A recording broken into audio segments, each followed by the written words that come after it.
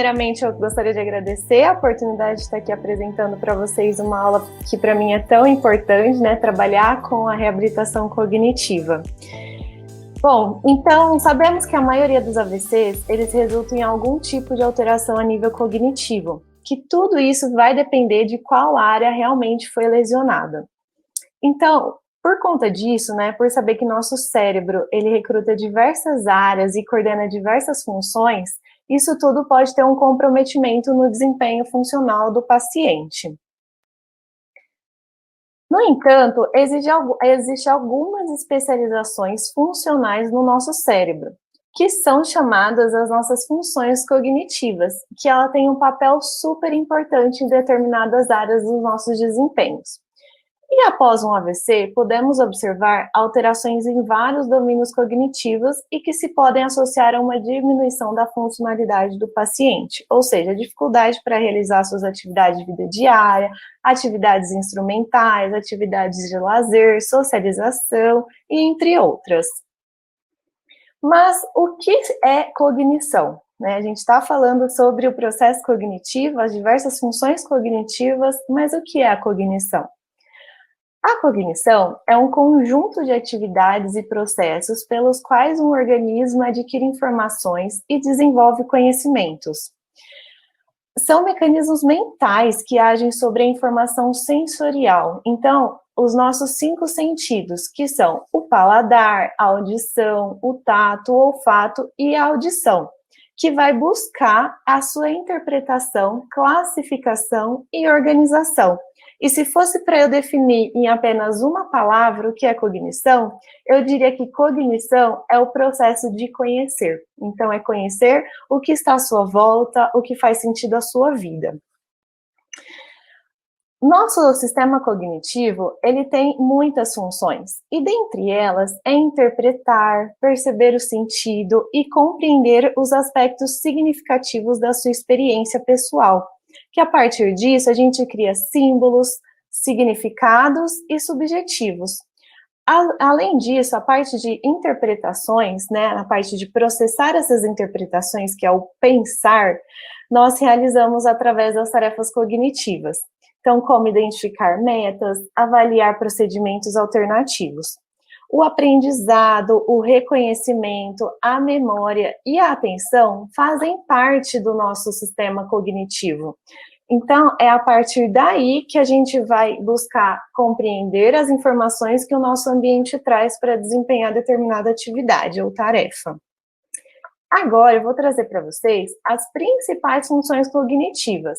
Vou focar nas que a gente mais usa no nosso dia a dia, por exemplo, tá? Porque temos milhares de funções cognitivas e, além da memória, eu vou trazer algumas outras que, se não tiver em conjunto, funcionando tudo certinho, a gente vai ter uma dificuldade aí para realizar as atividades diárias.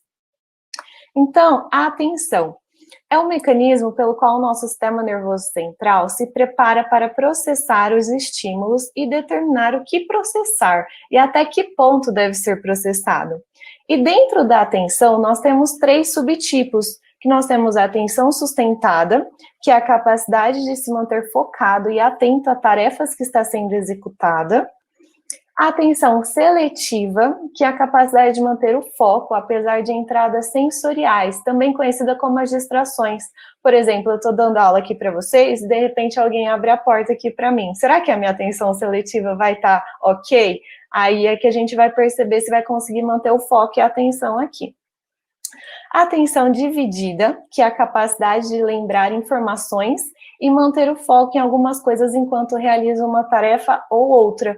Por exemplo, eu programando uma aula, realizando uma aula com vocês, e eu vendo uma TV, por exemplo. Será que eu vou conseguir focar fazendo a aula ou vou deixar passar alguma coisa? Então, essa é a atenção dividida. Depois disso, nós temos a memória, que é a nossa principal foco de tema aqui da nossa aula hoje, né? Então, a memória, ela é a capacidade de armazenamento de informações na mente e de recuperá-las em algum momento futuro. E a memória, ela também é subdividida. Ela é subdividida e ela tem várias subdivisões dentro delas, mas aqui eu vou focar somente em 3, que é as mais importantes para o nosso conhecimento. Então, nós temos a primeira, que é a memória sensorial, que é um processamento rápido das informações recebidas pelos órgãos dos sentidos, que é a visão, o paladar, o tato, o olfato e a audição. Então, ela se mantém durante apenas alguns milésimos de segundo, antes de passar para a memória de curto prazo, após o desaparecimento do estímulo. Já a memória de curto prazo ou a memória de trabalho, ela retém durante alguns segundos a informação proveniente da memória sensorial. Então, ela antecede a memória sensorial, antes de ser transferida para a memória de longo prazo. Essa memória ela é responsável pela aprendizagem, pela manipulação das informações vindas das vias sensoriais. Ela faz a ligação com a memória de longo prazo, ou seja, com o conhecimento já armazenado. Então, realmente, a memória de curto prazo e a memória de trabalho, que as duas são juntas ali, é o mesmo sinônimo, elas ficam no meio do caminho. Então, elas ficam entre a memória sensorial e entre a memória de longo prazo. Além disso, a memória de trabalho ou a de médio prazo, de curto prazo, ela armazena e retém temporariamente as informações ao mesmo tempo em que uma outra tarefa está sendo realizada. Então, desta maneira, esse tipo de memória oferece suporte às atividades cognitivas. Um exemplo é a leitura. E a memória de longo prazo, que são as informações que já estão arquivadas nos sistemas cerebrais, que compõem a memória de longa duração, que são o conjunto da memória do sistema sensorial e da memória de trabalho ou de curto prazo. Aqui eu trago para vocês as 4 fases da memória, que é muito importante a gente prestar atenção de como que é que se consolida essa parte da nossa memória. Bom, então a primeira fase, ela é caracterizada pela atenção. Então, é fundamental a gente ter atenção para iniciar o processo de memorização.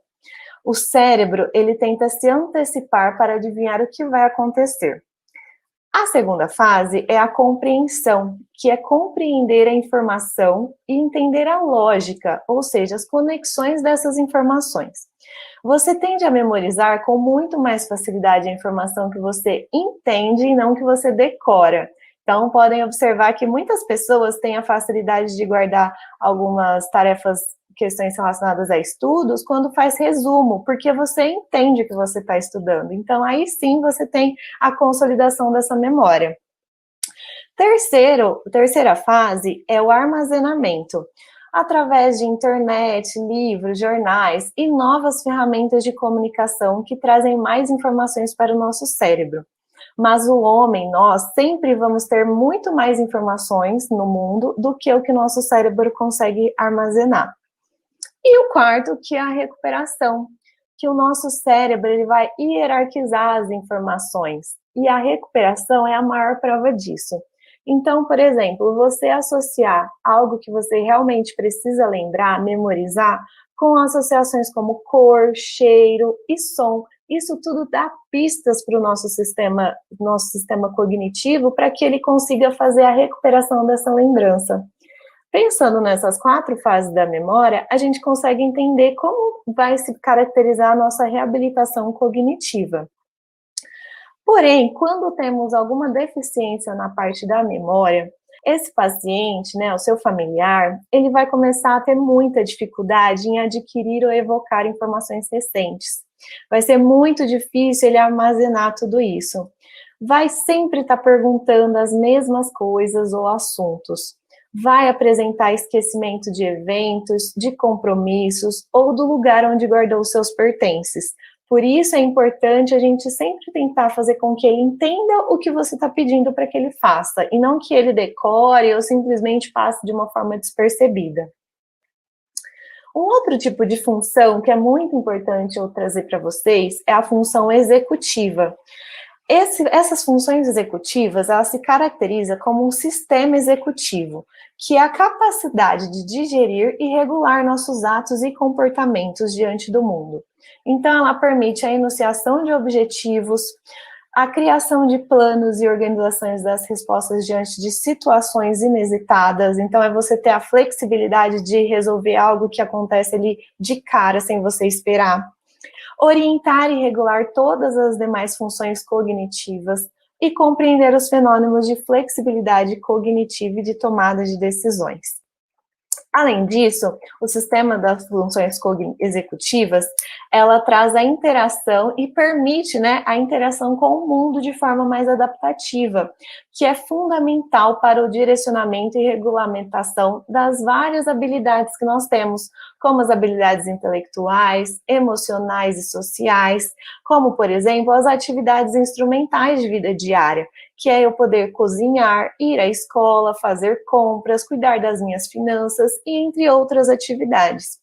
E quando eu tenho uma área que é lesionada, que o meu AVC é lesionado na parte das funções executivas, os principais comprometimentos que eu vou ter vai ser em realizar um raciocínio lógico, em fazer atividades, tarefas complexas e que exigem um julgamento, vai ter pouca compreensão de situações de risco.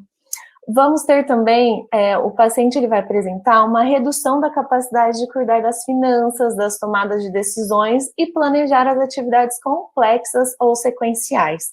Essas são as principais aparecimentos que um paciente com uma alteração na função executiva apresenta.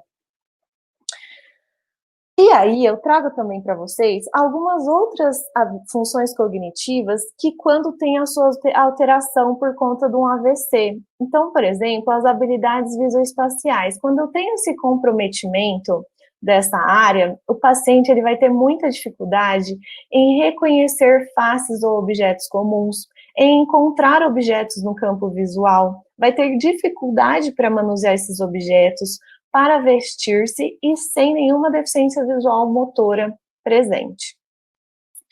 Temos também alguns AVCs que afetam a área da linguagem, e esses pacientes eles terão muita dificuldade na expressão, na compreensão, na leitura ou na escrita.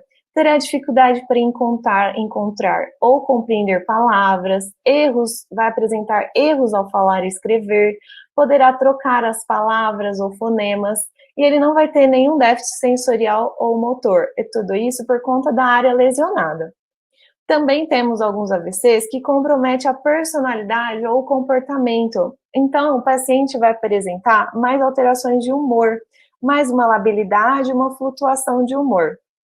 Agitação, apatia, isolamento social, perda de empatia, desinibição, comportamentos obsessivos, compulsivos ou socialmente inaceitáveis. Geralmente está associado com a área frontal. Bom, depois de todas essas alterações que eu mostrei para vocês, que um paciente pós-AVC pode apresentar, como que a gente vai pensar nesse tratamento desse paciente? Né? Então, a gente vai trabalhar muito com a parte da terapia ocupacional, como a Miriam disse na parte funcional, eu trago aqui na questão cognitiva. Então, o terapeuta ocupacional, ele tem total competência para, após o comprometimento, após o médico, né, levantar os comprometimentos cognitivos, identificar quais foram áreas lesionadas, nós iremos mensurar qualitativamente e quantitativamente o grau de desempenho pessoal do indivíduo. Ou seja, nós vamos identificar as habilidades que ele ainda tem e as incapacidades que ele vai apresentar durante essas atividades. Tudo isso nós vamos desenvolver através de uma avaliação inicial. Então, primeiramente, eu vou utilizar de instrumentos padronizados, que aí eu posso falar para vocês que é uma mensuração mais quantitativa, né? Então, eu vou ter dados de números. E uma avaliação também mais qualitativa, entender o que essa família traz para mim de queixas e o que esse paciente também traz de queixas. E a partir daí, eu vou propor para esse paciente a reabilitação cognitiva, que a reabilitação cognitiva, ela é um programa individualizado, dirigido a restaurar, compensar ou substituir as habilidades perdidas ou deterioradas por conta de alguma questão, de alguma área lesionada do cérebro.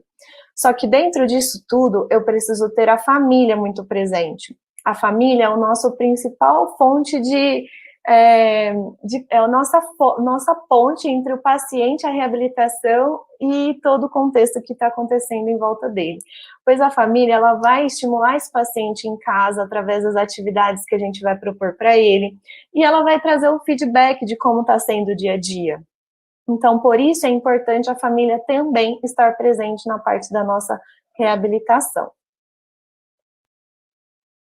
E quais são os benefícios da reabilitação cognitiva? Os benefícios, a principal delas é porque é uma intervenção não farmacológica, então você não tem nenhuma interação medicamentosa. Nós vamos utilizar de estímulos para o desempenho das habilidades mentais, então focar no paciente, ele sempre foi de melhor, mas que hoje ele tem uma dificuldade, pensar no contexto de vida, de vida dele, né, de desempenho ocupacional, de quem ele foi, a história de vida dele, o que é significativo para ele, então a partir daí a gente vai utilizar esses estímulos. Vamos otimizar a capacidade intelectual em qualquer idade, então um paciente que teve um AVC aos 50 anos, mesmo que ele ainda não é considerado um idoso, uma pessoa 60 a mais, a gente vai conseguir estar sempre estimulando esse processo dele intelectual, uma reserva cognitiva, né? Ela vai trazer também o cuidado da saúde do cérebro, né? Vamos promover uma boa qualidade de vida, além de promover a neurogênese, né? A criação de novos neurônios ali dentro da parte da reabilitação cognitiva. E sem dúvidas nenhumas, o paciente ele vai ter mais autonomia e independência assim na sua longevidade. E aí agora eu vou trazer umas dicas para vocês estimular o cognitivo, tá? E comecem utilizando o relógio no braço esquerdo, por exemplo. Se você é canhota, né, você usa no braço esquerdo, e se você for destra, você usa no braço direito. No meu caso aqui, era para eu estar usando do meu lado oposto, né? Assim eu conseguiria estimular melhor meu cognitivo. Tente escovar os dentes ou escrever em uma folha separada com a mão contrária. Utilize a mão esquerda se você for destro. Você vai perceber que vai trabalhar um pouco, vai ter um pouco mais de dificuldade, mas que vai trazer um estímulo muito bacana para o seu cérebro. Concentre-se nos pormenores que você nunca havia reparado. Ande pela casa de trás para frente. Isso acontece muito na China. Eles fazem isso nos parques, andam de trás para frente. Se vista de olhos fechados e tente utilizar mais a sua percepção do tato, que é você identificar pelo tato qual que é a frente, qual que é o trás da roupa. Estimule o paladar, coma coisas diferentes, entenda o que você está comendo, perceba, porque através disso nós temos a memória sensorial. Então, isso vai fazer um leque com esse processo todo seu. Veja fotos de cabeça para baixo e tente observar cada detalhe que antes lhe passara despercebido. É muito engraçado, gente. Façam esse teste aí, depois conta pra gente como é que foi. Veja as horas no espelho, vai causar meio que um transtorno ali, a hora que você olhar a hora ao contrário, até você identificar realmente onde é que é o ponteiro dos minutos das horas, mas vale muito a pena. Faça um novo caminho para ir ao trabalho, né? Por exemplo, a gente usa muito GPS e aí é difícil a gente pensar a gente vai automático, né? Então tenta desligar o GPS e tentar pensar ali realmente o que você está fazendo. Introduza pequenas mudanças nos seus hábitos cotidianos, transformando-se em desafios para o seu cérebro. E até mesmo converse com o vizinho que nunca lhe dá bom dia. E agora eu vou mostrar para vocês uma paciente que eu trabalho com ela muito a questão da memória. E aqui é um jogo de quem está cantando, que eu estimulo ela a recordar quem são os principais cantores e qual é a música que está cantando. Olha que legal o quanto elas se interagem que ela se interage com a tecnologia, visto que ela não tem contato com o computador. Então eu sempre estou dando aquele estímulo para ela, olha, usa tal seta, aperta tal tecla, olha só. Orientei ela aí com a tecla da seta para a lupa modificar.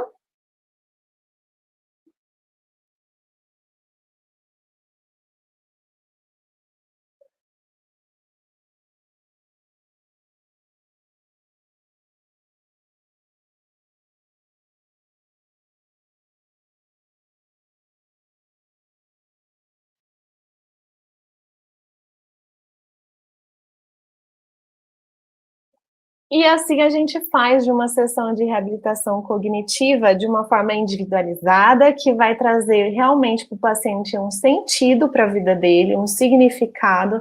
Viram que ela comentou que, nossa, isso fez parte da minha infância, então o quanto a gente está lá, voltando lá na memória dela de longo prazo e o quanto isso é interessante para a vida dela. E sem contar que a música é sensacional para estimular, que é o que eu quero mostrar aqui para vocês. O que vocês podem fazer com o seu familiar que está aí em casa, que acabou de ter um AVC. Pergunta para ele quais são os próximos feriados que teremos de agora até, por exemplo, pode ser até dezembro ou até fevereiro. Comece uma música que ele goste, peça para ele cantar junto, estimule esse momento. Além de você estimular a memória, você está estimulando a fala, que é algo também que a Bárbara depois vai trazer para a gente.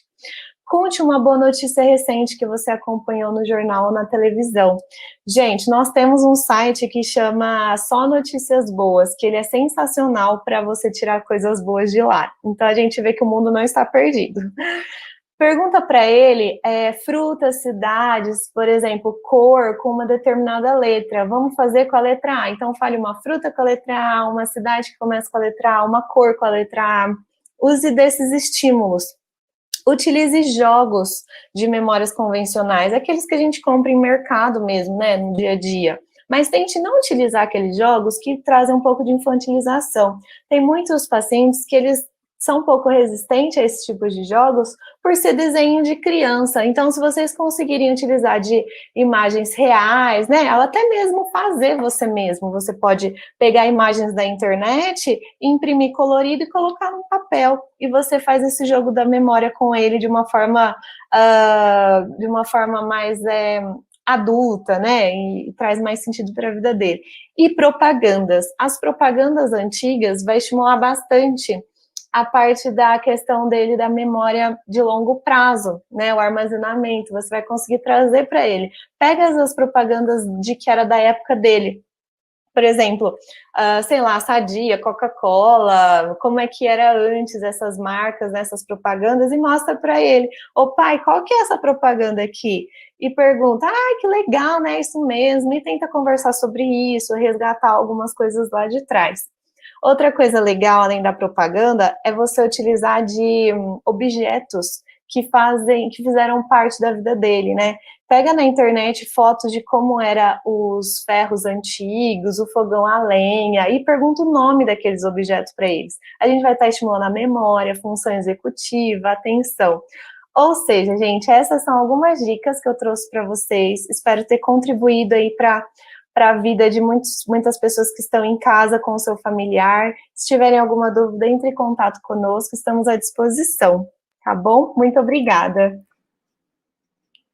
Pamela, muito obrigada. Agora eu vou falar para você uma pergunta aqui da Cristiane Lopes. Ela perguntou se a brincadeira stop, se ela é válida também. Sim, ela é muito válida, porém, tenta perceber se esse paciente ele vai ter dificuldade para escrever, porque se ele tiver dificuldade, talvez você tenha que escrever com ele, e tenta adaptar. A gente sabe que o stop tem que ser uma atividade rápida, mas que se seu pai, né, seu familiar está com uma dificuldade um pouco motor e a cognição, faça de uma forma mais tranquila mesmo, como um ping-pong, por exemplo.